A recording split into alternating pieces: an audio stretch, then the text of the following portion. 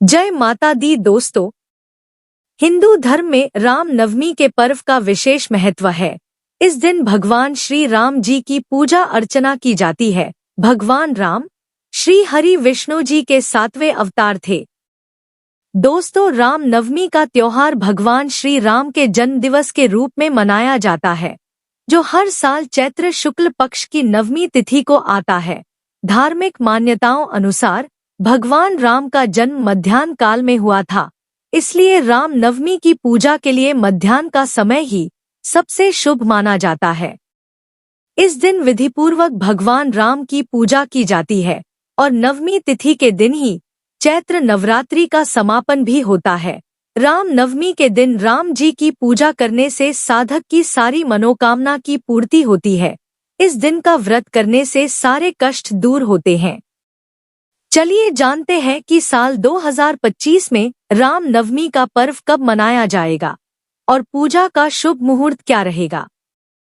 दोस्तों, चैत्र शुक्ल नवमी तिथि का प्रारंभ 5 अप्रैल 2025 की शाम 7:26 पर होगा और नवमी तिथि का समापन 6 अप्रैल 2025 को शाम 7:22 पर हो जाएगा।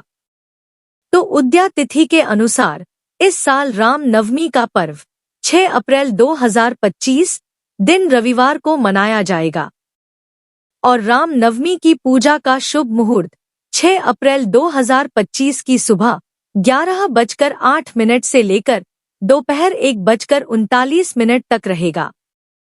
इस शुभ मुहूर्त की कुल अवधि 2 घंटा 31 मिनट की रहेगी। दोस्तों, राम नवमी के दिन प्रातःकाल सुबह जल्दी उठकर नित्य कर्मों से निवृत्त होकर स्नान आदि करने के बाद स्वच्छ वस्त्र धारण करें। इसके बाद पूजा स्थल की साफ सफाई करके सभी पूजन सामग्री एक जगह एकत्रित कर लें और अब लकड़ी की चौकी पर पीले रंग का वस्त्र बिछा लें और भगवान श्री राम जी की प्रतिमा या राम दरबार की प्रतिमा स्थापित करें।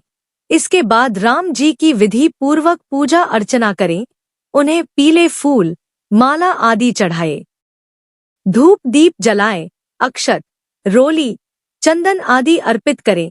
इस दिन श्री राम जी की मूर्ति को पालने में भी झूलने का विधान है, क्योंकि इस दिन श्री राम जी का जन्म हुआ था।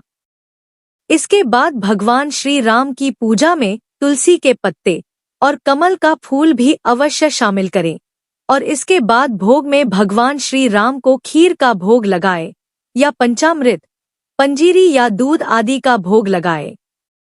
इसके बाद आप रामायण का पाठ करें या राम रक्षा स्तोत्र का पाठ करें।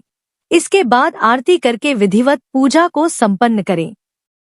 दोस्तों, इस दिन राम मंदिर में जाकर भजन कीर्तन करना चाहिए। चलिए अब सुनते हैं राम जन्म कथा, जो इस प्रकार है।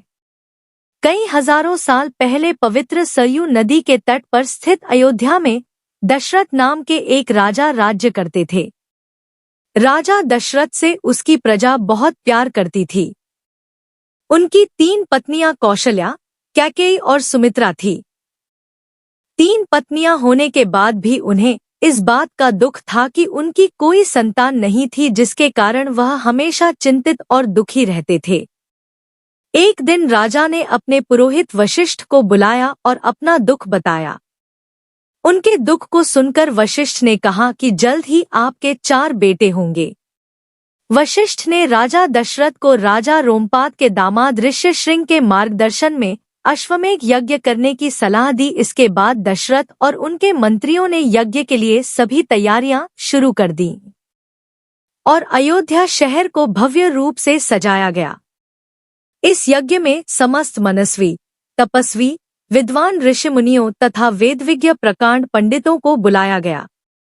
राजा चाहते थे कि सभी यज्ञ में शामिल हों।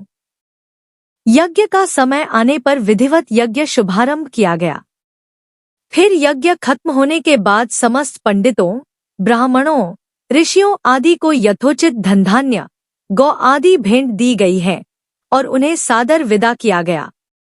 यज्ञ के प्रसाद में बनी खीर को राजा दशरथ ने अपनी 3 रानियों को खाने के लिए दी। प्रसाद ग्रहण करने के परिणामस्वरूप राजा की सभी पत्नियां गर्भवती हो गईं। यज्ञ के 12 महीनों के बाद और चैत्र मास की शुक्ल पक्ष की 9वीं तिथि के दिन राजा दशरथ की बड़ी रानी कौशल्या ने एक पुत्र को जन्म दिया जो बेहद ही कांतिवान, नीलवर्ण और तेजोमय था, जिसे बाद में सभी दिव्य गुणों से युक्त राम नाम दिया गया। राजा दशरथ अपने बड़े पुत्र के जन्म से बहुत प्रसन्न थे। यह खबर पूरे शहर में फैल गई और सभी लोग अपने भावी राजा राम के आगमन का जश्न मनाने लगे। राजा ने खुशी खुशी अपनी प्रजा को उपहार बांटे। इसके बाद शुभ नक्षत्रों में रानी कैकेयी ने भरत को और रानी सुमित्रा ने जुड़वा बच्चों लक्ष्मण और शत्रुघ्न को जन्म दिया। तो दोस्तों, यह जानकारी आपको अच्छी लगी तो कमेंट में जय माता दी जरूर लिखें और अगर आपका कोई सवाल है तो उसे कमेंट बॉक्स में अवश्य पूछ लें और इस वीडियो को लाइक करें, शेयर करें और साथ ही साथ चैनल को सब्सक्राइब करें। धन्यवाद।